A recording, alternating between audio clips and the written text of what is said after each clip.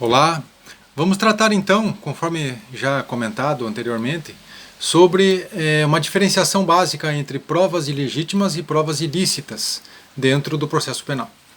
As provas ilegítimas e as provas ilícitas, e também as ilícitas por derivação, elas são espécies das provas ilegais.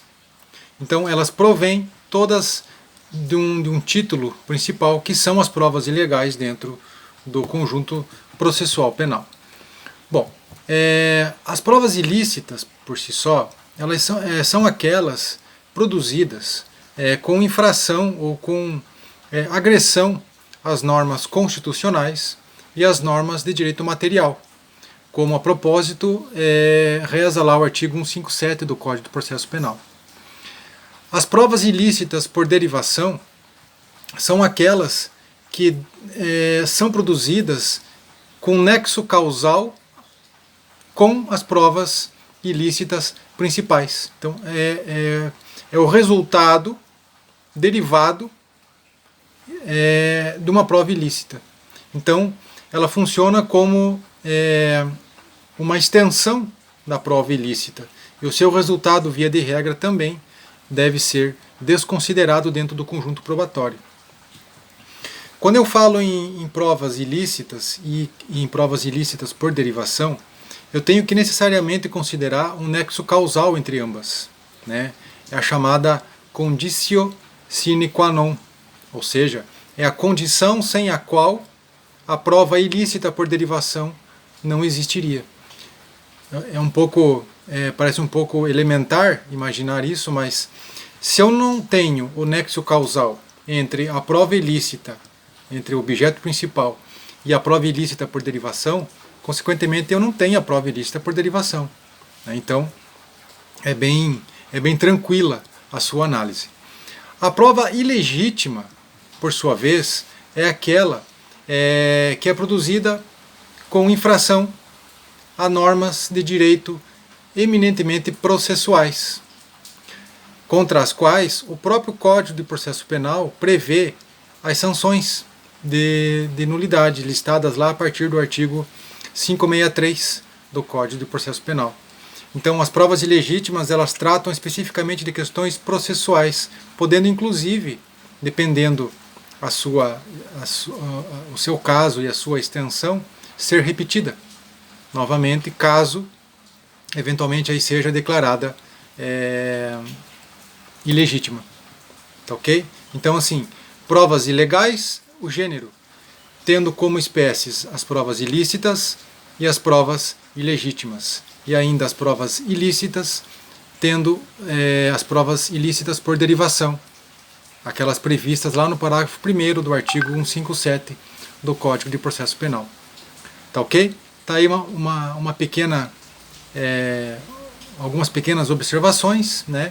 E ainda podendo considerar o seguinte, que a prova ilícita, ela pode, dependendo da circunstância, ser considerada aplicável, desde que em favor do réu, né?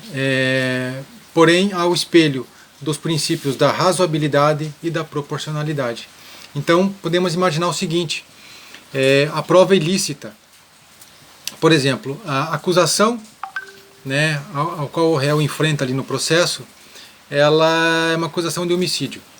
E dentro do processo é produzida uma prova documental, feita uma apresentação de uma correspondência, por exemplo, que só foi alcançada porque houve uma violação de correspondência particular, que é previsto, é um tipo penal previsto lá no Código de Processo, no Código Penal Pátrio.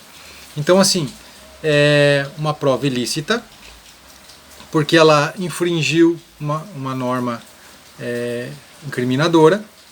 Porém, essa norma incriminadora, caso o sujeito venha a responder por ela, ela possui uma gravidade menor do que aquela prevista pela norma incriminadora principal.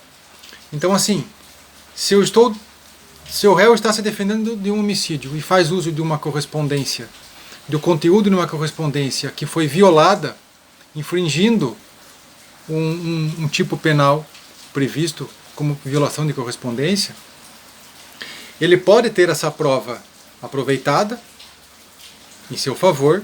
Por quê? Porque justamente aquela consequência prevista no tipo penal da prova ilícita é de menos gravidade do que o tipo penal principal ao qual ele responde. Tá? Então, por isso que existe essa possibilidade de aproveitamento da prova ilícita somente em favor do réu. Tá? Então, um outro exemplo assim básico seria, por exemplo, o sujeito está respondendo pela contravenção penal de vias de fato, né, e produzir uma prova testemunhal. E descobrir-se que essa prova testemunhal foi conseguida mediante coação, mediante violência, por exemplo,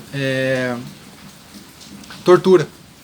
Então, assim, não faria sentido, né, no primeiro momento, o sujeito se defender de uma contravenção cometendo um crime.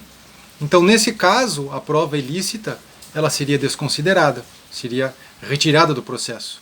Né? Porque, como fala o artigo 157 lá do CPP, a prova ilícita ela é excluída do processo.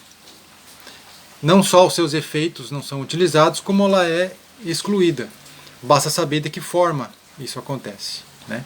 Porque se não é prova material, não é prova substancial, essa destruição também ela fica aí um pouco, a letra dela fica um pouco a desejar. Tá ok? Aí algumas ponderações para que a gente possa tomar mais forma, né, em alguns conceitos e poder evoluir aí nos nossos estudos. Tá ok? Muito obrigado.